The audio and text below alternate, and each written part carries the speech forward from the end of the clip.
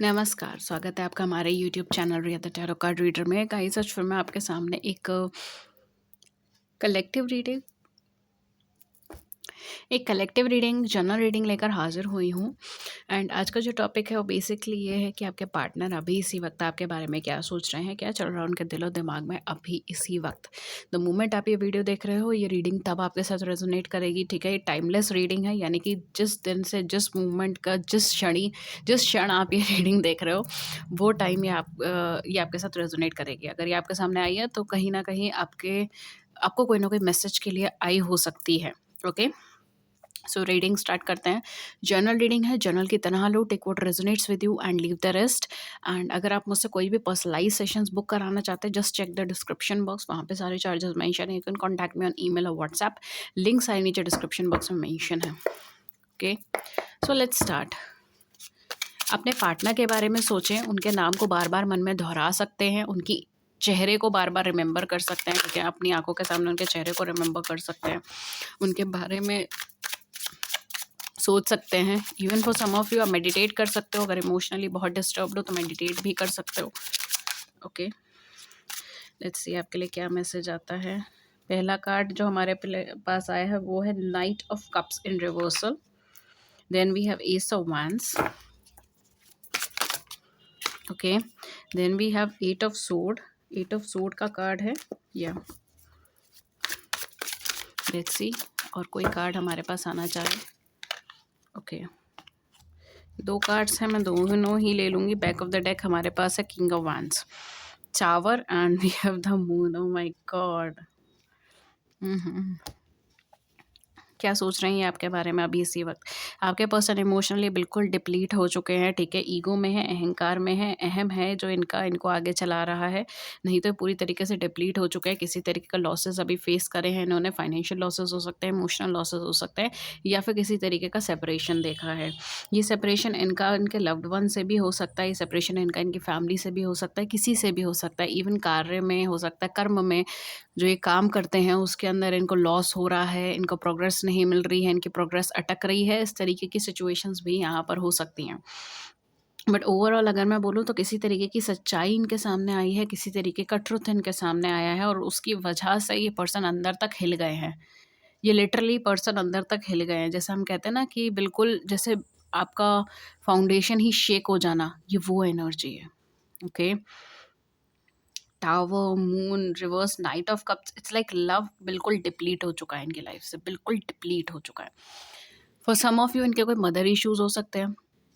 Okay, mother के साथ इनकी नहीं बनती, या फिर सम ऑफ यू में भी इनकी मदर बहुत एक हेल्दी एटमॉस्फेयर में नहीं है, ठीक है। लाइक जब पले बड़े तो बहुत ज़्यादा हेल्दी एटमॉस्फेयर में नहीं पले बड़े, झगड़े वगैरह बहुत ज़्यादा होते थे, या फिर पेट्रियार्की सिस्टम बहुत ज़्यादा फॉलो होता है फैमिली में, राइट। तो मदर्स को, जो इनकी मम्मी है, जो इनकी मदर है, या जो फेमिनिन एनर्जी है इनकी लाइफ में, ठीक है, जो भी इनकी लाइफ में फीमेल्स हैं उनको बहुत ज़्यादा एक रिस्पेक्ट नहीं दी गई, तवज्जो नहीं दी गई, या फिर बहुत ज़्यादा एक पुश नहीं दिया गया, ठीक है, दबाने की ज़्यादा कोशिश करी गई, या कहीं न कहीं इनकी मदर इमोशनली लेवल पे हो सकता है उन्होंने बहुत कुछ फेस करा जिसकी वजह से इन पे भी एक इम्पैक्ट क्रिएट हुआ।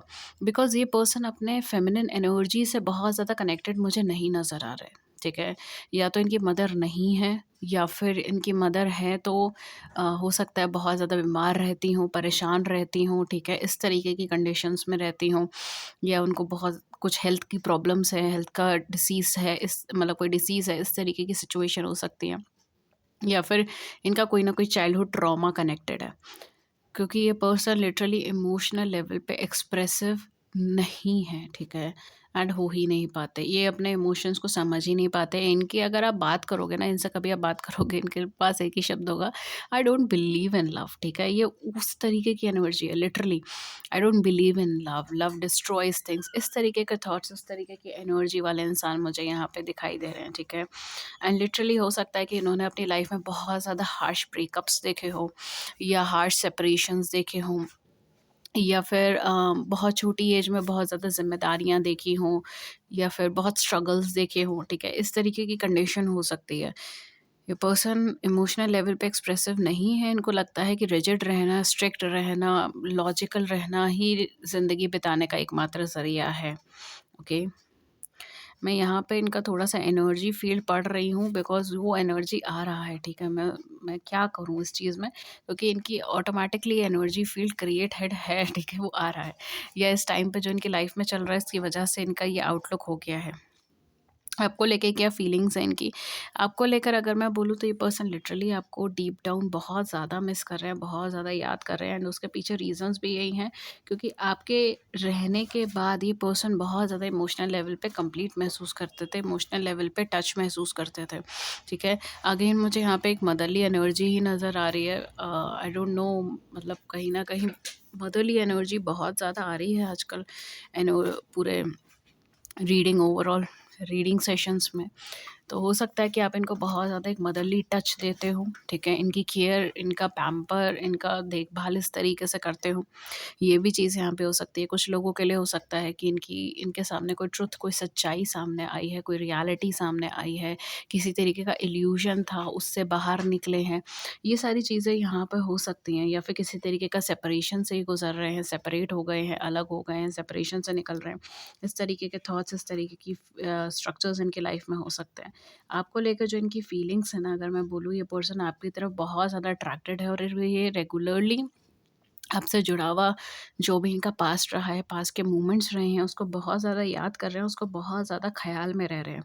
उन्हीं के बारे उसी चीज़ के बारे में बार-बार सोच रहे हैं, उसी स्ट्रक्चर के बारे में बार-बार सोच रहे हैं। ये बार-बार यही सोच रहे हैं कि ये बस गिव अप करना चाहते हैं, राइट? ये गिव अप करना चाहते हैं चीज़ों पे, सिचुएशंस पे, बहुत ज़्यादा पुश-पुल एनर्जी नहीं क्रिएट करना चाहते। अगर इनकी लाइफ़ में, जैसे मैंने कहा, कोई ना कोई सेपरेशन हुआ है, तो ये सेपरेशन को, मतलब बेसिकली उसको अलग ही रखना चाहते हैं, राइट? एंड आपकी तरफ ये इंक्लिनेशन ज़्यादा है, आपकी तरफ ये इंक्लाइंड ज़्यादा है। हो सकता है इन्होंने किसी वजह से आपसे दूर चले गए हों या किसी वजह से आप दोनों के बीच में बहुत ज़्यादा झगड़े हुए हों। लेकिन अब ये पर्सन आपके साथ दोबारा से बातचीत करना चाहते हैं, दोबारा से आपको रिकंसिडर करना चाहते हैं, आपकी तरफ मूवमेंट करना चाहते हैं। कहीं न कहीं यहाँ पे एनर्जी जो है वो मुझे यही लग रही है कि आपके पर्सन एक कंप्लीट सरेंडरेंस में है, बहुत ज़्यादा पेन में है, तकलीफ़ में है, इमोशनल लेवल पे ओपन नहीं है, लेकिन इस वक़्त पे इनको जो याद आ रहा है वो आप ही याद आ रहे हैं। ये कहीं न कहीं ऐसे पर्सन हो सकते हैं जिनके आस-पास बहुत सारे लोग हैं, बहुत सारे लोग हैं जो इनके साथ कनेक्टेड है, जो इनके साथ कन्वर्सेशन करते हैं या बातचीत करना चाहते हैं, लेकिन इनको किसी से भी बातचीत करने में कोई इंटरेस्ट नहीं है। इवन ये भी हो सकता है कि इस समय सब लोगों से बहुत ज़्यादा,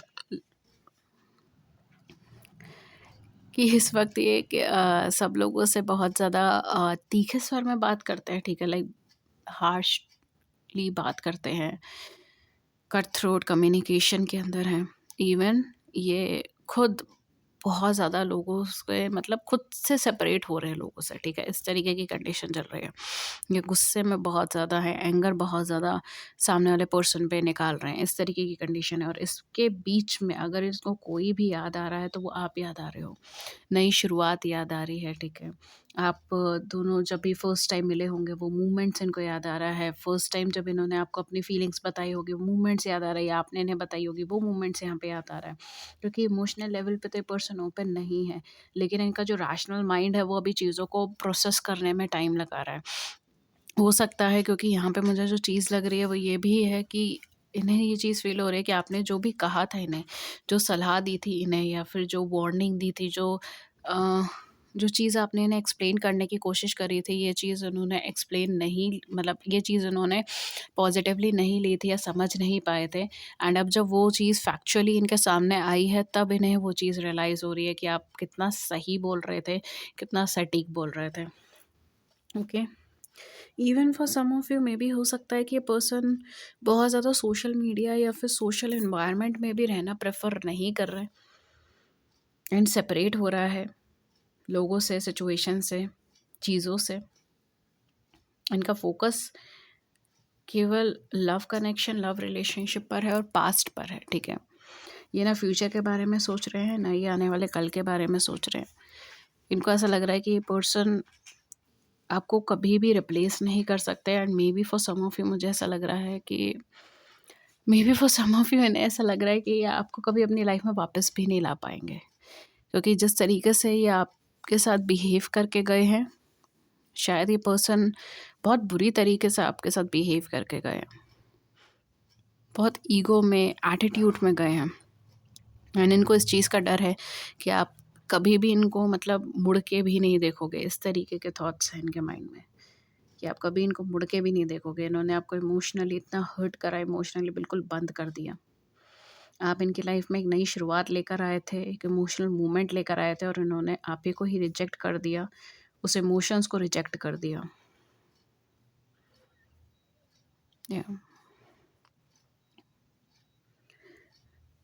गाइस, मुझे यहाँ पे एक रिक्वेस्ट और मिली थी कि मैम आप हमारी एनर्जी भी चेक इन करा करो, तो मैं कर लेती हूँ।